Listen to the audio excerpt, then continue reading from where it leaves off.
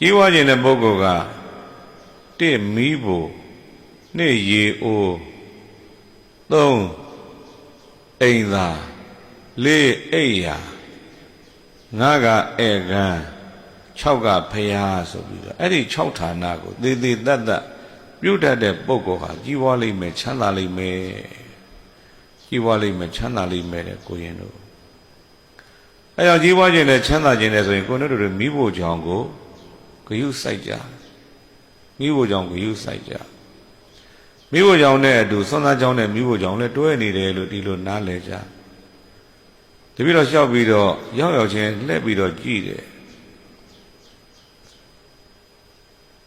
စွန့်သားကြောင့်ကကိုရင်နေဟိုခွက်ဆေးတဲ့နာမှာရိုက်နှလုံးသုံးလုံးတွေ့တယ်ဟင်းကျွင်းဟင်းကြံနေနဲ့ရေတွေနဲ့ရောအနတ်မကောင်းဘူးလို့ဘယ်ကနတ်လဲဒီတော့လိုက်ရှာတော့အဲ့ဒီနာသွားတွေ့တယ်အဲ့ဒါမျိုးမလို့ဟာအဲ့ဒါမျိုးမလို့ပါဘူးကိုရင်တို့မိဖို့ရေကိုအဲ့မျိုးအိမ်သာဥစ္စာဖြူစဖို့ကားတဲ့မင်းကုန်းဆရာတော်ကြီးပြောဥစ္စာတွေကိုပြည့်စည်အောင်လုပ်နေတာအဲ့မိဖို့ကြောင့်ပဲကုံသိကုံတိုင်းလို့ကုံတာပြဿနာမရှိဘူးဒီလိုငယ်ငယ်ကိုရင်ဘဝຫນွေဥပေါက်ဆိုရင်ဂွေးတော်ရဲ့ဟင်းညိုလေးတွေကြိုကြတဲ့အခါရှင်ဟင်းလေးတွေကြိုကြတဲ့အခါလက်ထဲမှာစားလေးတွေရွာမှာဆိုတော့တကြံတွင်းရွာတွေကဥပုသ်ဆောင်တဲ့ပုဂ္ဂိုလ်တွေကစားလေးတွေဆန်လေးတွေပါလာတယ်အဲ့ဒီစားလေးကိုမိဖို့ကြောင့်တွေကအိုးထဲမှာသွားထည့်ထားပုတ်လေးနဲ့တဲထားစားတွေကအများကြီးပေါ့ကြောင်းသုံးနေနဲ့ရှင်းလိုက်တော့အိုးတဲ့ထဲမဲ့စားကိုလက်ကလေးနဲ့ဆုပ်တက်ပြီးတော့လက်ထဲမှာအများကြီးဆုပ်မှွေတဲ့လူကတယောက်ထဲတဲ့လူကတယောက်ထဲတဲ့လူကနည်းနည်းတည်းဟိုကမှွေတဲ့လူကမြည်မြည်ကြီးအန်ကြပြီရပြီလို့ပြောလိုက်တာနဲ့တည်းလက်ထဲမှာပိုးတဲ့စားကိုစားပုတ်လေးတဲ့စားအိုးလေးတဲ့ပြန်မထဲပဲနဲ့နိုင်ရန်ကိုပြစ်ပေါက်ခဲ့ဟာမိုးရင်ကာလမိုးရေရွာတော့အဲ့ဒီနိုင်ရန်တွေကစားတွေကရေပျော်ပြီးအောက်ကိုစီးကြတယ်အဲ့ဒါတပည့်တော်ရဲ့ဆရာသမားပြောတယ်မင်းတို့တွေတဲ့ကြီးပွားခြင်းမိဖို့ကြောင့်ငိုအောင်မလုပ်ကြနဲ့တဲ့ဒီလိုပြောတယ်အဲ့စားရည်တွေစီးကြနေတာမိဖို့ကြောင့်ငိုအောင်လုပ်တာနဲ့တူတူပဲကိုရင်တို့ဆရာသမားတွေပြောတာမိဖို့ကြောင့်ဘာမလုပ်နဲ့ငိုအောင်မလုပ်နဲ့တဲ့အေးအခုလည်းပဲကိုရင်တို့တွေမိဖို့ကြောင့်လည်းငိုအောင်မလုပ်ကြနဲ့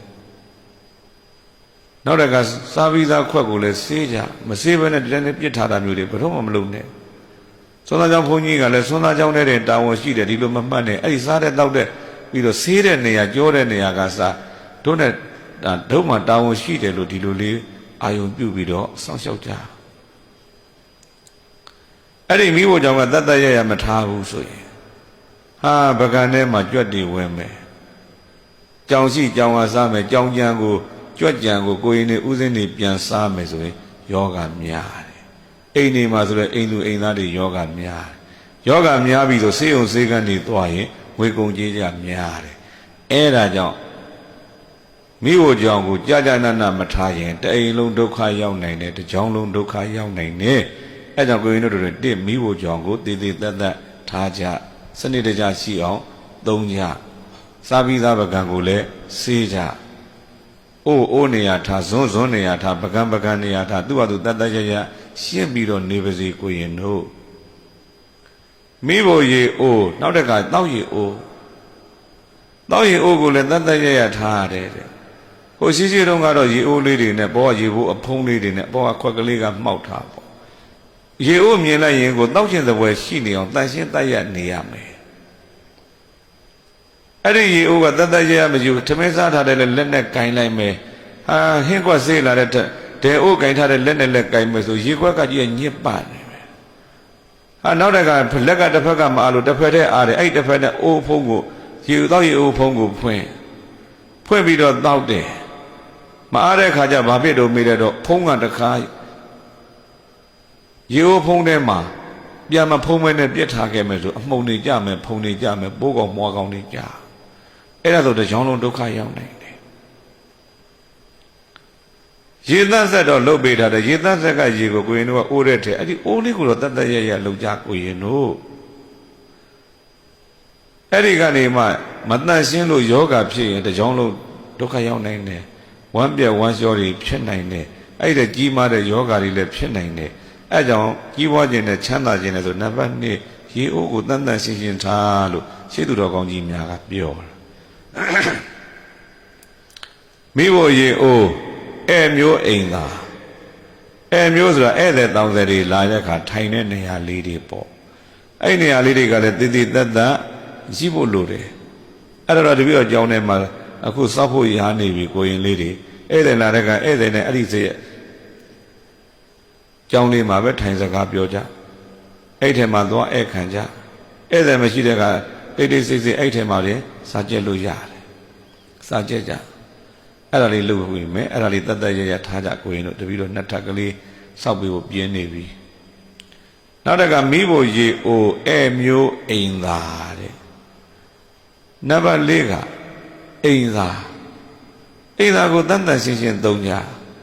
ညီလေးချင်းပဲမသုံးကြနဲ့ခုအိမ်သာကိုတန်တန်ရှင်းရှင်းနဲ့တောင်းယူတောင်းမပေးဘဲနဲ့သူတို့ဘာသူတို့စေရနာနဲ့အတိနဲ့လောက်ကြတယ်တာမဏေကျော်ဒုတိယဇင်က2ပါးကိုရင်ဇောတိကနဲ့ကိုရင်တိလောကတပည့်တော်လေးစားတဲ့ညီညိုတဲ့အဲ့ဒီကိုရင်2ပါးကိုတပည့်တော်ကအဲ့ဒါချီးမြှောက်မယ်ချီးမြှောက်ဒီဘုန်းကြီးလည်းဒီကိုရင်2ပါးချီးမြှောက်တယ်လို့တော့ရှင်ဘုရားတို့တမျိုးမထင်နဲ့သံဃာ54ပါးသံဃာပါ60လောက်ရှိတဲ့အထဲမှာကုရိတန်ရှင်ဆရာသမားကတောင်းမပေးဘဲနဲ့လုံနေတာသူတို့2ပါးရှိလို့အဲကြောင့်တပည့်တော်အဲ့ဒီကိုရင်2ပါးချီးမြှောက်မယ်တာမဏေကျော်ဒုတိယဇင်းနေသူတို့2ပါးက2ပါးသလုံးမကြခင်မှာသူတို့တွေကဆောင်းဝဲဖြေထွက်ကြတော့မှသူတို့ဆောင်းဝဲဖြေနေတဲ့အခိုက်နောက်ထပ်ပေါ်လာတဲ့ပုံကိုလည်းတပည့်တော်ကြိုးစိုးတယ်ပေါ့အခုသူတို့ကလိုအပ်ချက်လေးတွေပြောလို့တပည့်တော်ကုရီစည်းတဲ့ဖဏလေးတွေလိုတယ်ဆိုတော့ဖဏလေးတွေဝယ်ပြီးပြီသူတို့ဖြစ်ချင်တဲ့အတိုင်းပဲကုရီတဲ့ဝင်ကုရီစည်းဖဏကလေးကိုစီးပြီးတော့သွားကြကိုရင်တော့ဖဏတုံးလုံးကြီးနဲ့အောက်ကနေတက်ပြေးလာဖဏတုံးလုံးကြီးနဲ့မဝင်နဲ့အဲ့မှာဖဏကသဲတွေခဲတွေဖဏကအညစ်ကြေးတွေအဲ့ထဲကြတော့မကြညစ်ပတ်နေမကောင်းဘူးသူတို့ပြောတာမှန်တယ်အဲ့ကြောင့်ဖဏတွေတပြီးတော့ဝယ်ထည့်ပေးထားတယ်နောက်တကတန်ရှင်းသုံးတဲ့ပစ္စည်းတွေကုရီတွေမှာဆေးတဲ့ပစ္စည်းတွေအကုန်လုံးစုစုပေါင်းတပြီးတော့ခဏ2သိန်းနဲ့8000ဘူး3သိန်းပြေကို2သိန်းပဲ2000ပဲလိုတဲ့အကွင်းတွေလိုတာဝယ်ဆိုပြီးတပြီးတော့ဖြည့်ဆည်းပေးခဲ့တယ်အဲ့တော့ဘာဖြစ်လို့လဲမေးရင်ကိုရင်တို့တွေယောဂမဖြစ်စေခြင်းလို့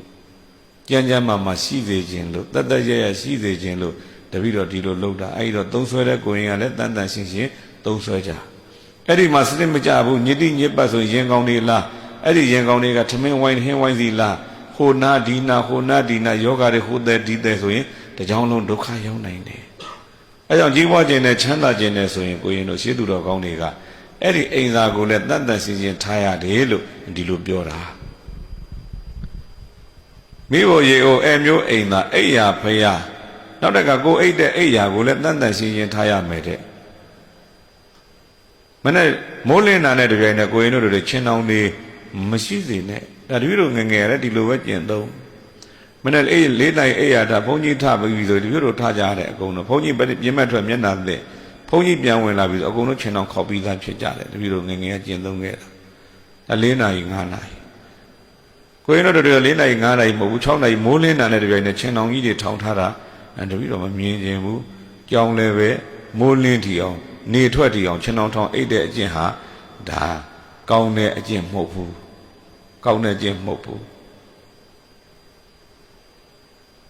အဲကြောင့်မင်းနဲ့အိယာအထ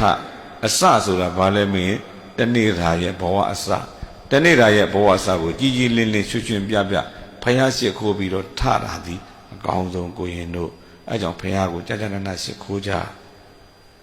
မိဖို့ရေကိုအဲမျိုးအိမ်သာအိယာဖယားတီထား6ပြအိယာကိုတန်တန်ရှင်းရှင်းထားတန်တန်မရှင်းရှင်းမထားရင်အဲ့ဒီမှာအနမ်းနေနမ်းပြီးအိတ်မပြောတာတို့အဲ့